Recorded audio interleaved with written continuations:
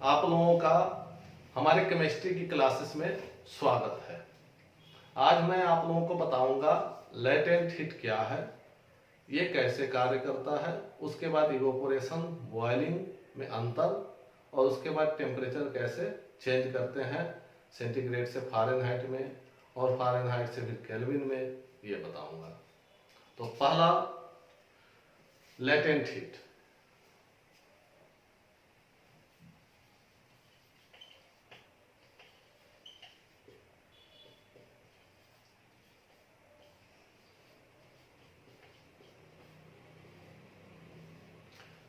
Latent heat, इसका हिंदी में इसे गुप्त उष्मा कहते हैं। कोई बर्तन में, किसी भी बर्तन में जो है पानी रखा हुआ है, दो बर्तन है जिसमें पानी रखे हुए हैं, ठीक है, दो बर्तन है जिसमें पानी रखे हुए हैं, इसमें भी मैंने फ्लेम नीचे से लगा दिया बर्नर द्वारा, ठीक है, बर्नर द्वारा इसमें फ्लेम लगा दिया और बर्नर के द्वारा इसमें भी फ्लेम दे दिया, ठीक है। इसको गर्म करना शुरू किया। जब मैं गर्म करता हूं तो ये 100 डिग्री सेंटीग्रेड पर आ गया, ठीक है। लेकिन अंतर क्या है? अंतर यह है कि जब ये 100 डिग्री सेंटीग्रेड पे आ गया तो मैं फ्लेम बंद कर देता हूं तो ये इसका टेम्परेचर कितना दिखाएगा? 100 डिग्री। लेकिन वही क्या करते हैं, जब ये फ्लेम को मैं बंद नहीं करता हूं 100 डिग्री टेम्परेचर पे, जब इसका तापमान पहुंच गया और फ्लेम को अगर हम बंद नहीं करते हैं तो ये वाष्प में परिवर्तित होने लगता है। ये वाष्प में परिवर्तित होता है तो टेम्परेचर तो बढ़ नहीं रहा है, मैं हीट कर रहा हूं फिर भी टेम्परेचर नहीं बढ़ रहा है। उसका कारण क्या है कि वो टेम्परेचर खपत होता है वाष्प में कन्वर्ट करने के लिए वाटर को। वाटर को किस में कन्वर्ट करता है? वाष्प में, ठीक है। तो वाष्प में जो है यही हीट लेटेंट हीट के रूप में, लेटेंट हीट के रूप में 540 कैलोरी 1 ग्राम में जाता है, ठीक है। कहने का मतलब यह है कि जो वाष्प है उसमें 1 ग्राम वाष्प में, 1 ग्राम पानी के वाष्प में 540 कैलोरी गुप्त ऊष्मा मौजूद होता है। इसीलिए क्वेश्चन आते हैं कि 100 डिग्री टेम्परेचर के पानी से ज्यादा खतरा 100 डिग्री टेम्परेचर के पर निकलता वाष्प से होता है। जलन ज्यादा वाष्प से होती है। क्यों? उसका कारण है 540 कैलोरी प्रति ग्राम वाटर में ऊष्मा। मैं बताने जा रहा हूं आपको इवोपोरेशन और बॉइलिंग दोनों में अंतर क्या है। इवोपोरेशन के बारे में पहले मैं बता दिया हूं कि इवोपोरेशन कहते किसको हैं। जब कोई पदार्थ जो है किसी बर्तन में रखा हुआ है, खुले बर्तन में रखा हुआ है, तो उसके ऊपरी सतह से पदार्थ से वाष्प में जब परिवर्तित होता है ऊपरी सतह से, तो उसे इवोपोरेशन की क्रिया कहते हैं। इवोपोरेशन की क्रिया में बाहर से कोई भी जो है हीट देने की जरूरत नहीं होती है। जो भी हीट प्राप्त करता है इवोपोरेशन की क्रिया में, तो सराउंडिंग और वातावरण से प्लस उस पदार्थ और बर्तन से लिया जाता है, ठीक है। बॉइलिंग में क्या है? बॉइलिंग में भी वाष्प बनती है, किंतु बॉइलिंग में जो है हम हीट को अलग से देते हैं, ठीक है। अब मैं अंतर बताने जा रहा हूं बॉइलिंग और इवोपोरेशन में, ठीक है।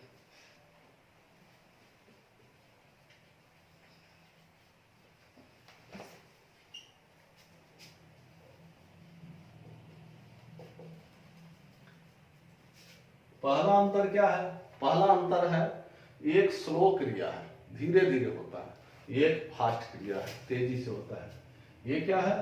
ये स्लो क्रिया है जो बिल्कुल धीमी धीमी गति से चलता रहता है, और ये एक फास्ट क्रिया है जो बहुत तेजी से, इसमें बाहर से मैं हीट दे रहा हूं तो ये फास्ट वर्क करेगा, और इसमें बाहर से कोई हीट की जरूरत नहीं होती है। जो भी है ये वातावरण से लेता है, इसलिए ये स्लो क्रिया करता है। दूसरा, ये बर्तन के पूरे सरफेस पर होता है, ठीक है। और ये पूरे पूरे, ये सिर्फ सरफेस पे होता है, बर्तन के पूरे सरफेस पे होता है, ऊपरी सतह पे होता है, किंतु ये जो है पूरे पदार्थ में होता है, बर्तन के पूरे पदार्थ में होता है। ठीक है, तीसरा पॉइंट क्या है? तीसरा पॉइंट है इसका, ये ऑल टेम्परेचर पे होता है।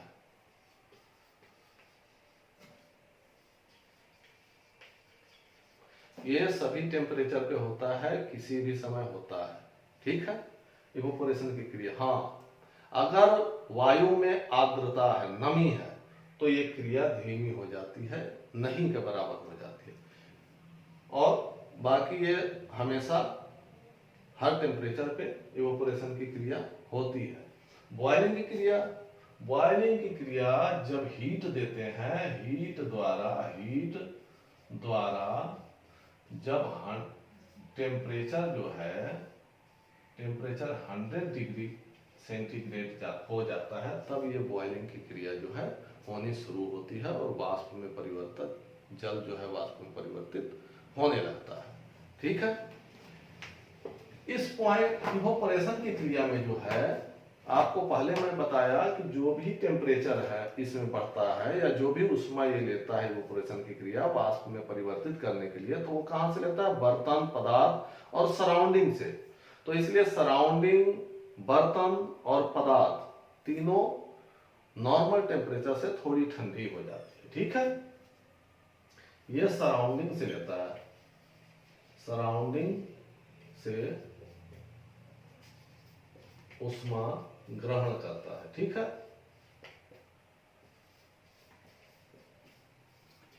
इसमें क्या है? इसमें एडिशनल बाहर से दिया जाता है। ठीक है, इसमें उष्मा क्या करते हैं? उष्मा को बाहर से देते हैं, बाहर से देते हैं। ठीक है, इसमें उष्मा, अब पहला पॉइंट, ये स्लो वर्क करता है, यह स्लो क्रिया है, ये फास्ट क्रिया है, क्योंकि बाहर से हम उष्मा को देते हैं। इसमें बर्तन के पूरे सरफेस, ऊपरी सतह के पूरे सरफेस में होता है, इसमें बर्तन के पूरे पदार्थ में होता है, नीचे से लेकर ऊपर तक। ये हर टेम्परेचर पे काम करता है। ये हीट देते हैं तो टेम्परेचर 100 डिग्री होने पर काम करता है। ये सराउंडिंग से उष्मा ग्रहण करता है। सराउंडिंग में बर्तन हो गया, पानी हो गया और आसपास के वातावरण, इसलिए आसपास का वातावरण, बर्तन और पानी थोड़ी ठंडी हो जाती है नॉर्मल टेम्परेचर से। ये उष्मा कहां से लेता है? इसमें उष्मा को बाहर से दिया जाता है। ठीक है, अब मैं बताना जा रहा हूं सेंटीग्रेड, फ़ारेनहाइट और केल्विन में रिलेशन, संबंध क्या है। तो सेंटीग्रेड का होता है C/5 बराबर F-32/9 बराबर K-273/5। ठीक है, अब मैं पहला बताता हूं इन दोनों में संबंध, इसमें क्या संबंध है। अब मान लीजिए यहां C बराबर मैं 5 ले लिया। ठीक है, C = 5, C = 5 यहां मान लिया, माना C = 5। ठीक है, तो 5/5 = F-32/9। ठीक है, अब 5 से 5 कट गया, 9 को इस साइड ले आते हैं, 9 को इस साइड ले आते हैं, 9 = F-32। इसलिए F बराबर, F को जब इधर रखेंगे, इस 32 को इधर लाएंगे, तो जब ये इक्वल्स के दूसरी साइड कोई संख्या जाती है, तो उसके आगे जो चिन्ह होता है वो चेंज हो जाता है। जैसे यहाँ क्या है? माइनस, तो इधर आने पर क्या हो जाएगा? प्लस। तो 32 + 9 = F कितना हो गया? 41। ठीक है, ये आ गए आपके आंसर। अब इन दोनों में रिलेशन देखिए, इसमें और इसमें। मैं f के बराबर 40 मान लेता हूं, f इज इक्वल टू 40, ठीक है। तो अब क्या है यहाँ सूत्र, f माइनस 32 बटा में 9, ठीक है, बराबर k माइनस 273 बटा में 5, ठीक है ना। और f का मान 40 माइनस 32 बटा में 9 is equal to k minus 273 बटा में 5। ऊपर क्या आया 8 बटा में 9 बराबर k माइनस 273 बटा में 5। अब इस 5 को इधर लाके यहाँ गुना कर दूंगा, यहाँ आएगा तो क्या होगा, गुना हो जाएगा, ये बटा में 9 रहेगा, 8 बचे 40 बटा में 9 बराबर k माइनस 273, ठीक है।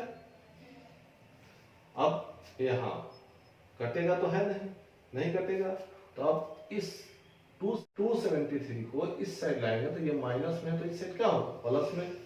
तो यहाँ बराबर लिखेंगे k, यहाँ क्या करेंगे 40 अपॉन 9 और ये इधर आएगा plus 273 upon 1 is equal to k। अब जोड़ दीजिए, 9 आ गया, एलसीएम क्या हो गया 9 का एक बार 9 तो कितना हो गया 40 और प्लस 9 का